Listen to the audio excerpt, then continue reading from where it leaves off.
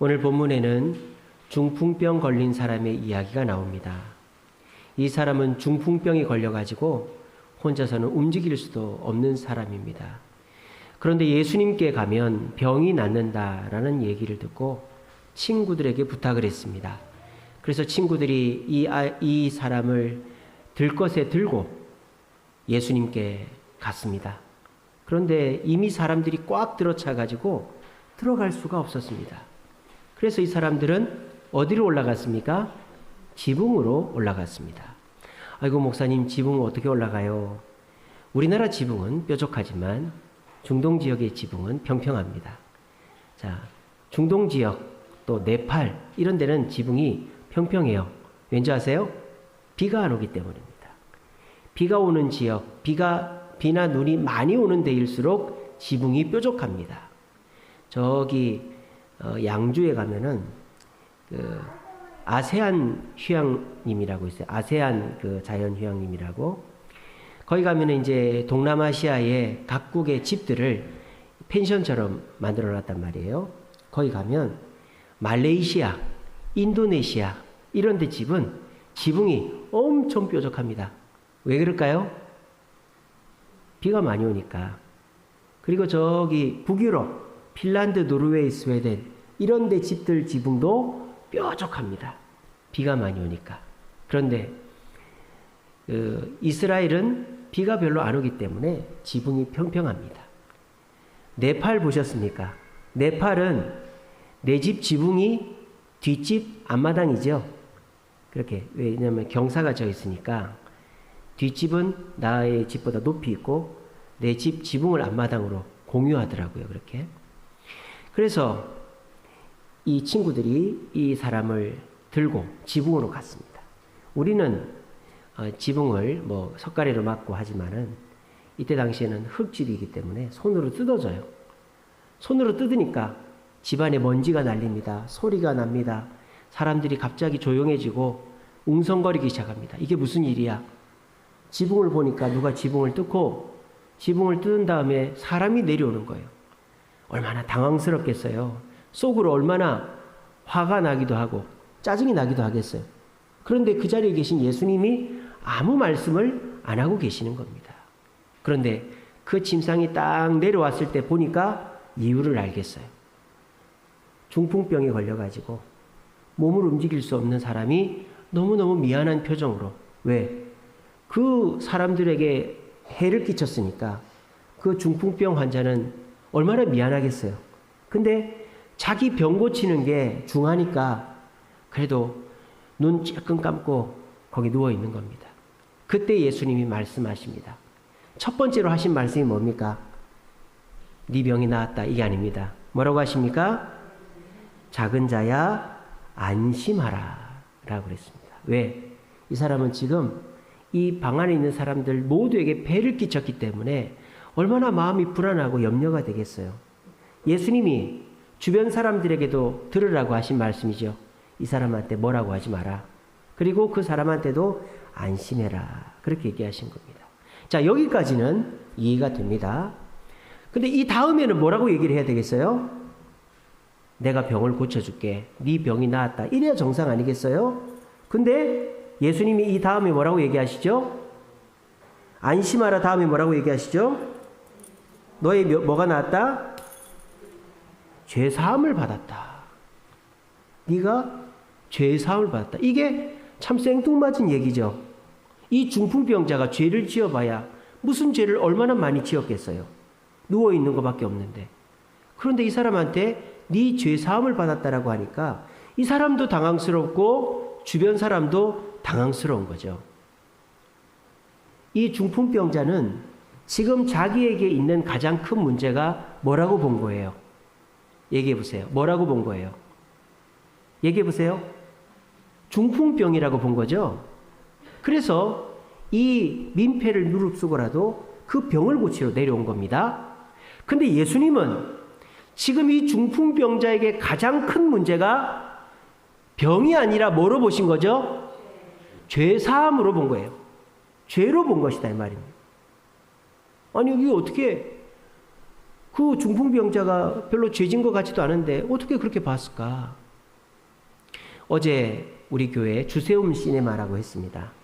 그래서 삼겹살 맛있게 먹고 우리 예배당에서 영화 봤습니다. 우리 화면이 엄청 좋잖아요. 완전 극장이에요. 그래서 영화를 봤는데 소울 서퍼라는 영화를 봤어요. 오늘 제가 그 소울 서퍼에 대한 평을 이렇게 주보해 놨으니까 나중에 읽어보세요. 영화의 내용에 보면 이런 내용이 나와요. 그 베서니 해밀턴이란 이 여자애가 주인공인데 교회를 다닙니다. 교회에 가서 중고등부 예배를 드리는데 여전도사님, 사라라는 여전도사님이 설교를 합니다.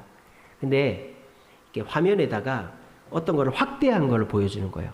확대한 거를 보여주면서 이게 뭐처럼 보이냐 그랬더니 애들이 뭐 사과요, 수박이요 뭐 그랬는데 줄여보니까 팔이 눈이었어요.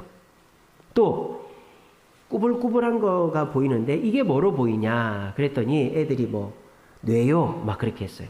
근데 그거를 원래 사진으로 딱 축소하니까 호두였던 거예요. 호두. 그러면서 그 사라 여전도사님이 예레미야 29장 11절 제가 목요일인가요? 말씀 묵상으로 보내드린 거 기억나십니까? 하나님의 생각은 너희들을 힘들게 하는 게 아니라 생명과 평안을 주는 것이다. 그 말씀 있잖아요. 그 말씀을 이제 이렇게 전하면서 우리가 지금 당장 내 눈앞에 보이는 것이 너무 크게 보일 수 있다.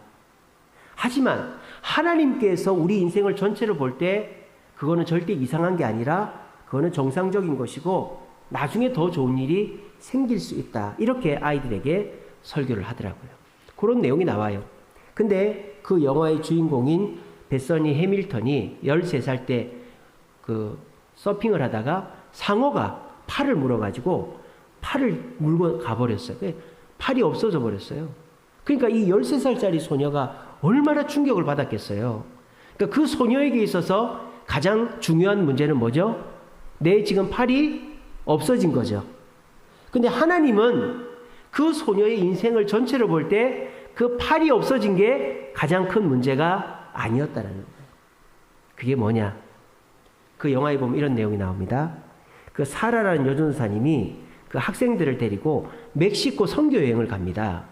근데 이 사라 여전도사님은 당연히 베서니가 신앙이 좋기 때문에 선교 여행을 같이 갈 줄 알았어요.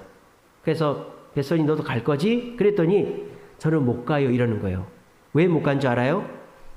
얘가 서핑 지역 대회에서 1등을 했거든요. 그러면 하와이 주대회에 나가는 자격이 주어진 거예요. 그리고 스폰서도 붙은 거예요. 그러니까 얘가 내가 연습해야 돼서 선교를 못 갑니다. 이렇게 된 거예요. 그런데 연습을 하다가 상어가 팔을 물어서 팔이 없어진 거예요. 그리고 얘가 그 멕시코를 가지 못했던 것, 또 그때 설교가 떠오른 거예요.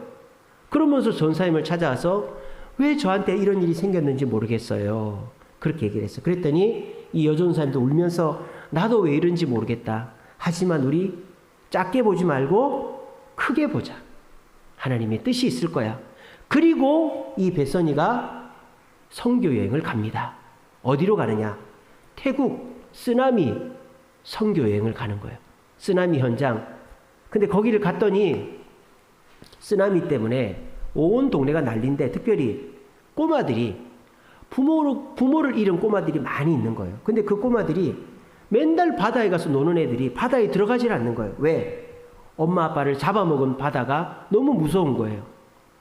근데 이 베서니가 팔이 한쪽이 없으니까 다른 봉사를 못 하는 거예요. 근데 얘가 잘하는 게 뭐죠? 서핑을 잘하잖아요. 그러니까 애를 하나씩 꼬시는 거예요. 꼬셔가지고 바다에 데려가서 서핑을 시키는 거예요. 그러니까 그 동네 아이들이 그 바다를 무서워하고 그 바다에 대한 공포감이 있던 것이 잊혀지고 바다를 사랑하게 됐다. 그래서 얘가 하나님의 섭리를 깨달은 겁니다. 어떤 섭리? 그래, 내 삶 속의 이 고난은 내가 생각할 때는 가장 커 보이지만 이것은 지나가는 것이고 내 삶의 작은 거야. 그리고 이것으로 인해서 내가 더 많은 일을 할 수 있어. 이렇게 생각을 하고 선교 여행을 다녀오니까 집에 편지가 이만큼 쌓여 있는 거예요. 뉴질랜드에서, 미국에서, 전국에서, 전 세계에서 편지가 왔는데 뭐라고 써 있느냐? 벳서니, 당신이 파란 쪽 없는데도 서핑을 하고 용기 있게 살아가는 걸 보면서 저도 축구를 다시 시작했어요. 저도 공부를 시작했어요. 뭐 이런 편지들이 오는 거예요. 그러니까 벳서니가 팔이 없는 상태에서 푸켓의 아이들에게 용기를 주고 전 세계 사람들에게 용기를 준 거예요.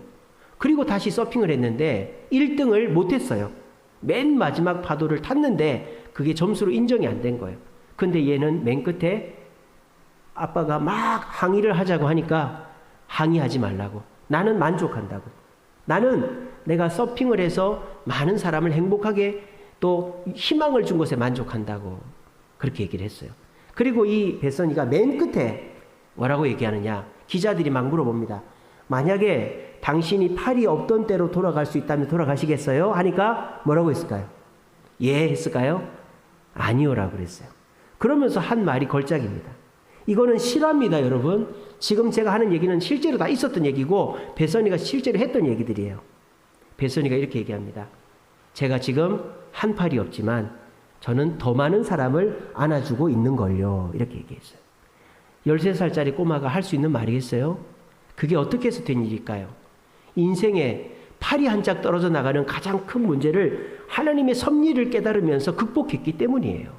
여러분들도 여러분 인생에 극복되지 않은 문제들이 있죠.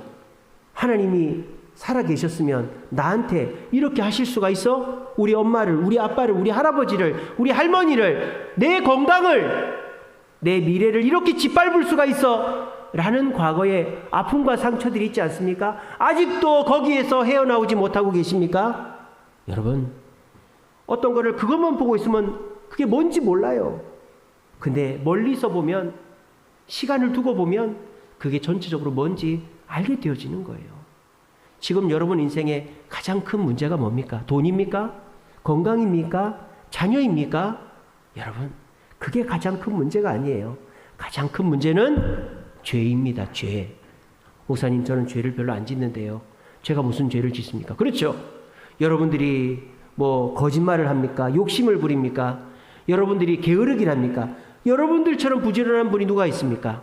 24시간이 아까울 정도로 일하고 뼈마디가 다 닳아 없어질 정도로 일하시는 분 아닙니까? 여러분들은 죄가 없습니다.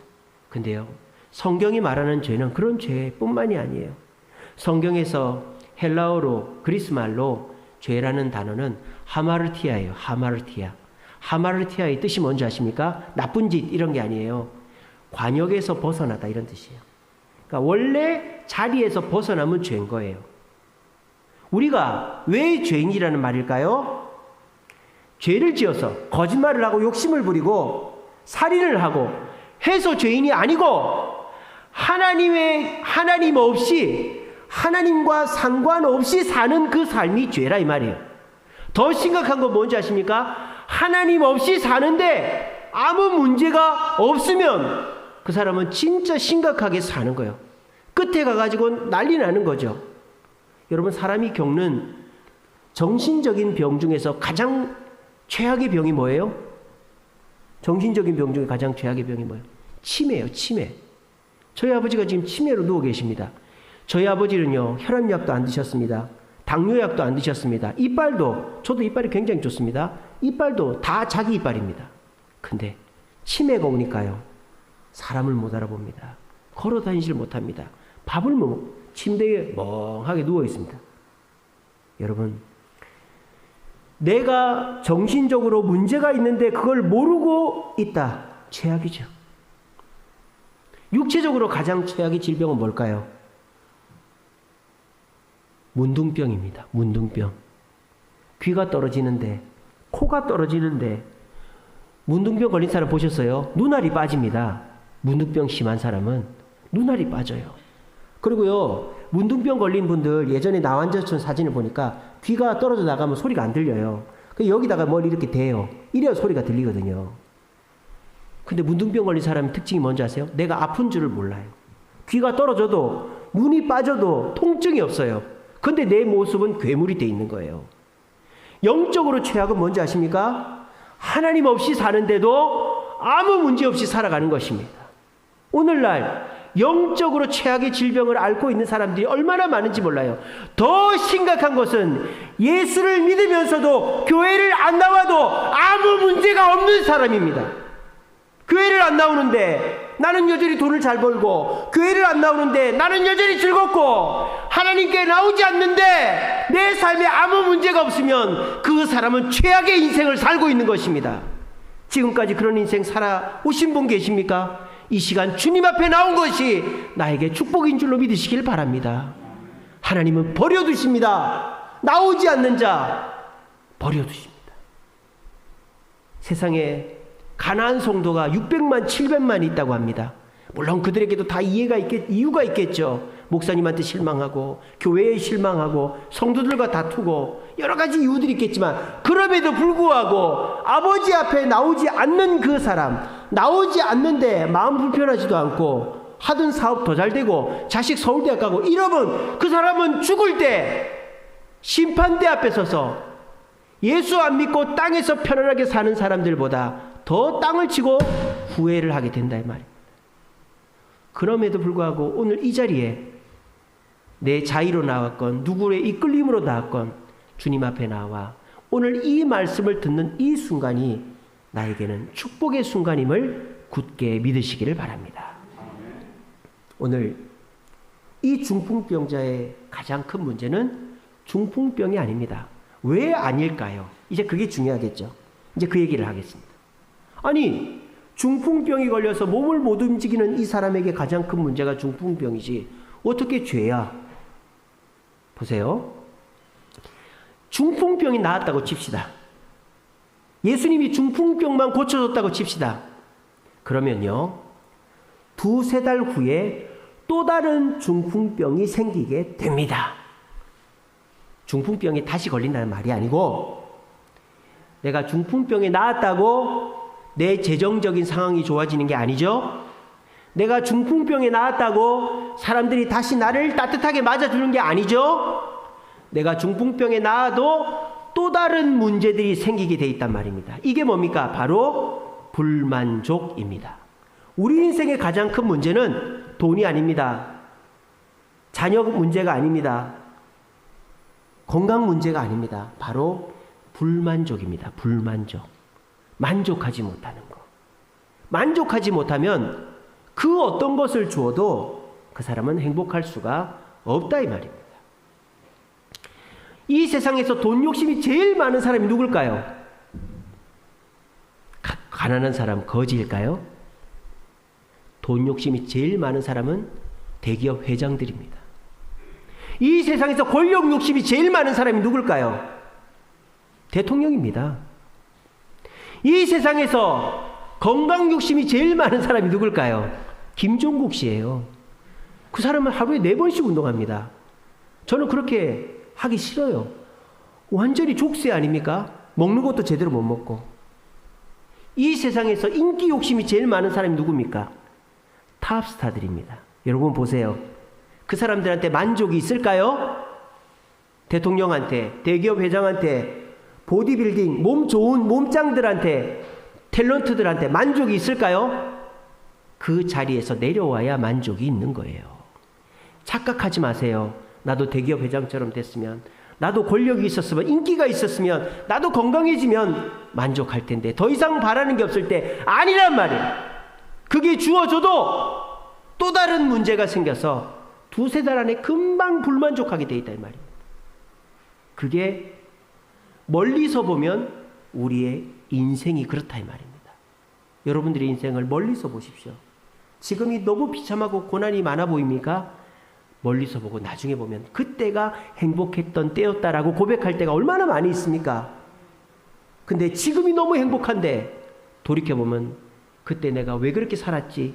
왜 그렇게 술에 쩔어 살았지? 왜 그렇게 사람 만나러 돌아다녔지? 왜 그렇게 내 즐거움을 쫓아서 부모를 버리고 형제도 없고 그렇게 살았지? 후회하는 인생이 되는 거예요. 우리 인생의 가장 큰 문제는 건강이 아닙니다. 돈이 아닙니다. 성공이 아닙니다. 바로 불만족입니다. 자, 여기까지 왔죠. 우리 인생의 가장 큰 문제는 불만족이다. 중풍병자의 가장 큰 문제도 불만족이다. 자, 여기까지 왔습니다. 자, 그런데 불만족과 죄사함 연결이 됩니까? 안 됩니까? 연결이 잘 안 됩니다. 불만족하는 거하고 죄사함하고 어떻게 연결이 됩니까? 근데 지금 이 불만족을 해결해 주시는 분이 계시다 이 말이에요. 만족으로 바꿔주는 분이 계시단 말이에요. 그분이 누구다? 얘기해 보세요. 그분이 누구다? 예수님이다라는 거예요. 우리 예수님은 우리의 불만족을 만족으로 바꿔주신다는 거예요. 근데 아까 말씀드렸죠. 만족하려면 우리가 죄를 멀리해야 돼요. 돈에 대한 욕심, 인기에 대한 욕심, 건강에 대한 욕심이 없어져야 되거든요. 근데 내 스스로 그 욕심들을 없애버리질 못해요. 그러니까 주어져도 불만족하는 거죠. 자, 그러면 우리가 불만족, 그래서 죄를 멀리하려면, 죄 사함을 받으려면 어떻게 해야 된다고요? 예수님께 가까이 나아가야 된다는 것입니다. 오늘 이 중풍병자가 예수님께 가까이 나와서 죄 사함을 받았기 때문에 만족할 수 있게 됐다는 거죠. 저와 여러분들도 마찬가지라는 것입니다.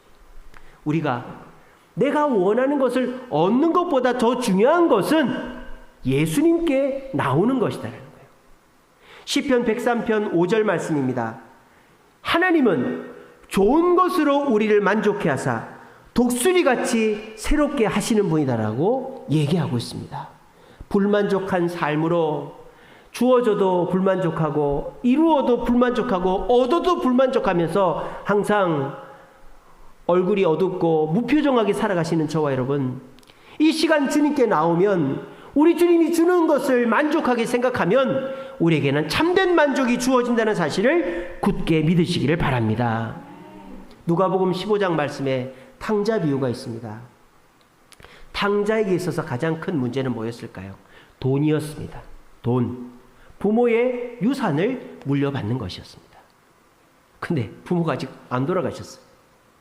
그러면 부모 돌아가실 때까지 기다려야 될 거 아니야. 근데 이 탕자가 너무 급해가지고 아버지 돈 좀 주세요. 무슨 돈?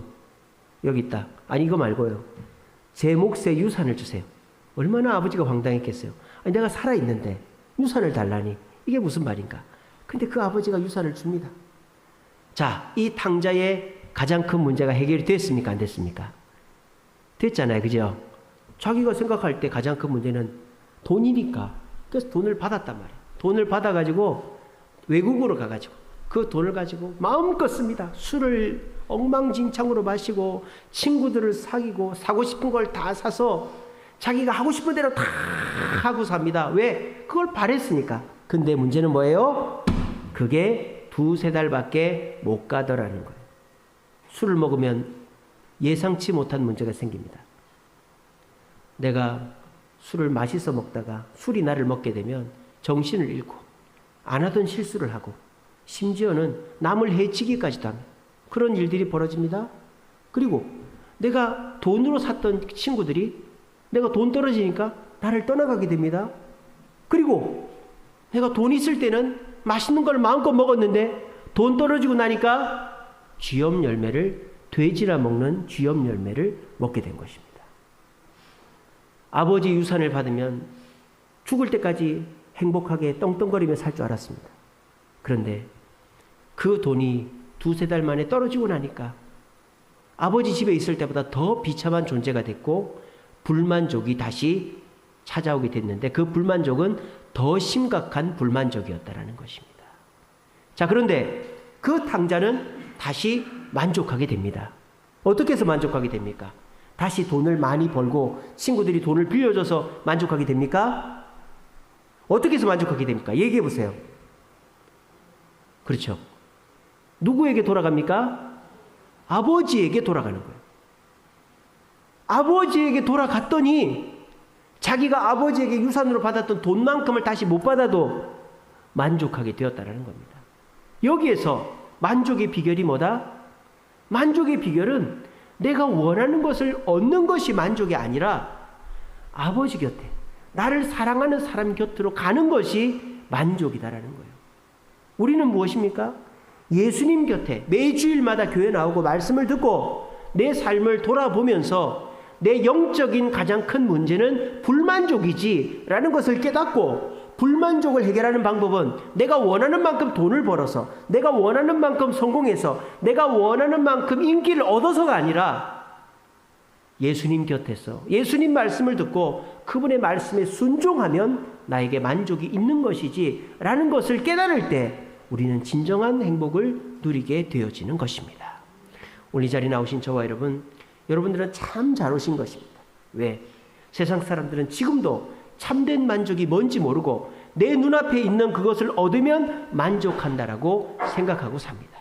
근데 막상 그걸 얻으면 두세 달 후에 또 불만족이 찾아오니까 또 내 건강을 깔아먹고 부모 자식 지간을 갈라놓고 해서라도 그걸 얻고 난 다음에 또 부부간이 멀어지고 내 건강이 해쳐서라도 또 얻고 불만족의 연속 속에서 내 자신은 주변이 다 끊어지고 건강도 잃고 결국 문둥병자처럼 치매 환자처럼 이상한 사람이 되어져 있는 거예요. 이 시간 주님 앞에 나와 이 말씀을 듣는 저와 여러분들은 참된 만족을 얻을 수 있습니다. 이 시간에 깨달으십시오. 내 인생의 가장 큰 문제는 돈이 아닙니다. 내가 지금 생각하고 내가 지금 빠져있는 그것이 아닙니다. 바로 주님께 나오는 것입니다. 그래야 내 인생의 가장 큰 문제, 불만족을 해결할 수 있습니다. 오늘 이 시간 이 말씀을 가슴에 굳게 새기시고, 그래, 내가 원하는 그것에 너무 내 생각을 쏟지 말고 인생을 크게 보고 주님의 관점에서 봐서 주님 곁에 머물므로 참된 만족을 누려야지 다짐하시는 저와 여러분 되시기를 간절히 바랍니다. 찬양하겠습니다.